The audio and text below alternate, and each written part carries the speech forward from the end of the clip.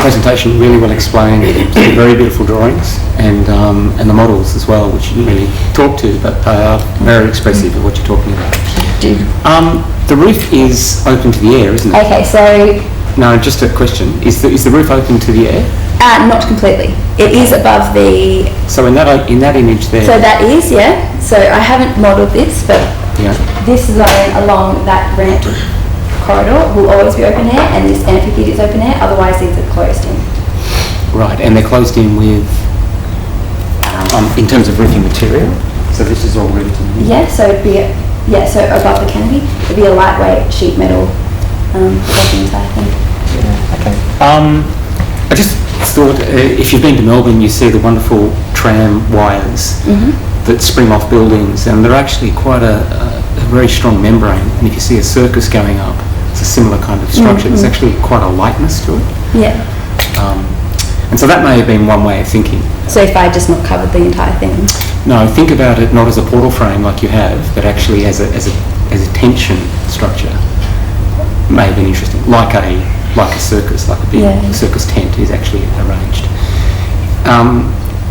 Which is more of a comment, but the question, is this a dangerous place? Like, I enjoy the way that you explained it in terms of risk. Is it, and I don't mean dangerous in a negative way, I mean dangerous in terms of trying to engage people in a more creative and dangerous in terms of, you've got people in this image, for instance, sort of perched off balconies and sort of springing into air, which I think is lovely. It's great. It's like a playground. Is it meant to be a playground? For the students it is. So being physical theatre, it is designed so it's a surface that the students engage with the entire structure. Every structure is usable. So yes, it is dangerous and probably wouldn't get passed because you need to have balcony, but the students will probably climb over the balcony anyway. The intention is that the public would use that space, so that level above is to have that air of private zone, and it's rather than surfaces and like these kind of more solid ground areas, which are the kind of urban plaza intervention space. But yes, it would be dangerous. Yeah, which I think is what it should be, shouldn't it? Yeah, because it's physical theatre. It's Well, it's great effort. Oh, thank you. What I love about it is it's got like a conscious carelessness to it. It's very deliberate, but you've let the whole landform actually give it its relaxed quality, and you've done that, I think, brilliantly. You've picked up on that ramp that's sitting in there almost buried in the past, and you've picked up on that ramp, and that's the way into this whole place. Not only that, you can go through it, and then you can go back up that wonderful park behind, which is abused now in Newcastle. And if you enlivened it in this sort of a way, it would take off that sort of nasty edge that it's got, and it shouldn't be that way. So I just think that you've threaded it into the land and into the past in a very beautiful way. It still has that issue, and we talked about it once before, about people on the lower street not being able to see what's happening on the platform above. But be that as it may, we've thrashed that out once or twice. And after we discussed that, it was kind of counter to the essence that I was trying to capture. Can't argue. But it's quite wonderful the way your amphitheatre disappears back up into the bush behind. And it is got that sort of wild, dangerous sense about it.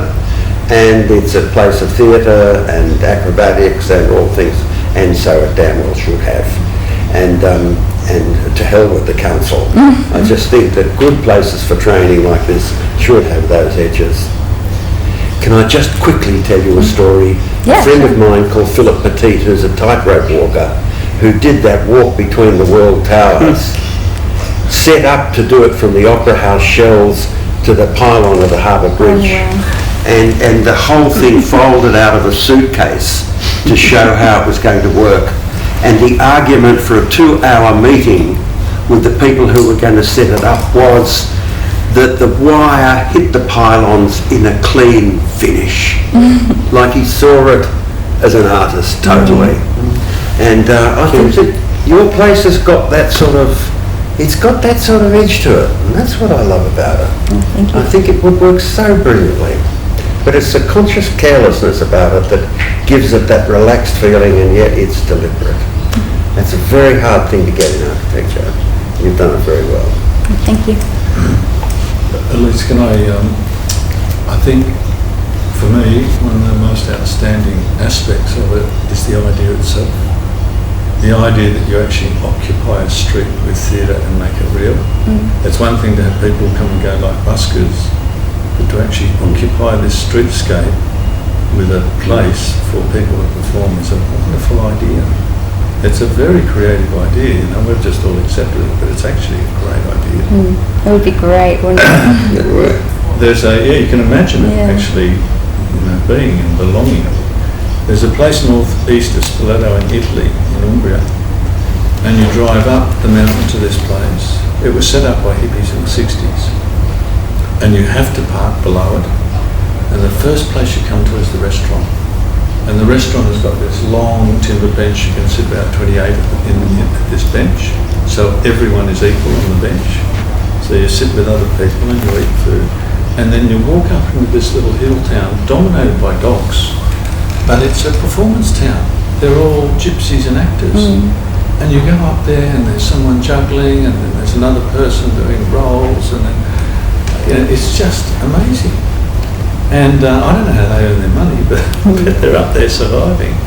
And it's a blessing to go there. It's just full of life. And I saw the same thing here. I'm glad that you did say that, because I think from the beginning it was that character and that essence and that vibrancy which it just pulled me in, and it started off being like, how can you do, like what you're talking about isn't architecture, it's the performance, and that can happen anywhere. But I guess I think this image is very good in that sense, right? Although it is dangerous, it's showing people outside in place performing, and which is very much like this village. I don't think I went inside a building. I think everything was happening under roofs or in gardens, and it was quite a revelation for me to see this place, that it was all occupied by performance. A few things. This ramp, which very few of us know about, doesn't finish like that. It's a really important part of your scheme, I think. And I think it should have had like some sort of continuity and some sort of flow about it. There should have been some understanding about start and finish and return and all that sort of stuff. It's almost the sort of key aspect of the scheme. And then the other thing, which is this walkway at the back here, which exists at the moment, doesn't it? There's a stairway. Have you taken that out? No, I haven't taken it out. Well, the intention was that it would be revived alongside the project, but it's not something that I've designed as of yet. But because I think it will always exist. Early on, you had it there. Early on in the scheme, and I think it's an advantage to the scheme. I think one of the big positives of this scheme is the way the public interact with it. Yeah, so it's definitely still there. I just haven't got to redesigning how that works up the site. Yeah, I think it would have been a good thing to sort of those two sort of park elements, if you like, would have contributed enormously to your scheme in terms of this space, in terms of the front space and the performance space and the interaction of public and performance and all that. Having said all that, I think the idea and the performance of the idea are great strategies, what you've done. Is there anything else going on but the performance school within the whole length of the ramp? Like if there were 7-Eleven and a laundromat and... No. So it's monocultural in that sense? Yes. So I'm wondering, I think it's a good project too, but I'm wondering another way a parallel way to think about it, because if you want to somehow play the way that the street is and the way people occupy a street, there would be the things that are in the public realm and owned by the civil society. And then you've got the institution that obviously wants to interact. So what is it you would want, I would imagine, some of what that amounts to rub up against one. Thread it through. I just wonder. And then I'm wondering, when I got to the end, whether that wouldn't be like a little civic square on a footpath where the buskers could set up, or where someone's selling newspapers or whatever goes on, where that's clearly part of the street and owned by the street, and people don't feel they're stepped into the theatre. So that there's some play between what people do naturally and what you're hoping to capitalise on. Do you know what I mean? Rather than it all only being the institution. And I know that that's what you're inviting, but I'm wondering how you make it clearer architecturally. And then I'm thinking about St. Peter's in Rome for some reason, and I'm thinking about how that makes a superstructure. But within the superstructure, people do set up performances and can. So is the architecture that makes the edges with the street a more permanent thing, and more of impermanent things that others have talked about can happen with it?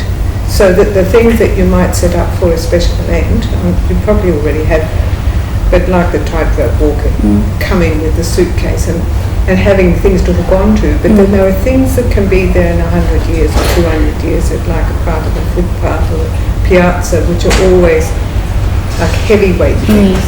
So that architecturally you work with the heavyweight things that last for centuries against the things that last for the length of an institution, and then something that lasts for the length of a season or a particular performance, so that you take advantage of that Different architecturally.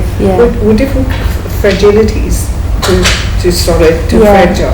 I guess I try to work with that on two scales, with the kind of concrete plinths on the kind of into the landscape and the lightweight, but it's still as a school because institution. You have done it to some extent. That's what makes me think maybe it could be taken further.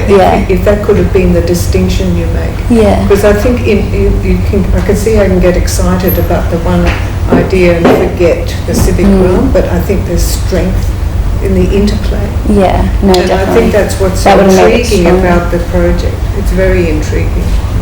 Yeah. Thank you, Elise. Thank you. Lovely.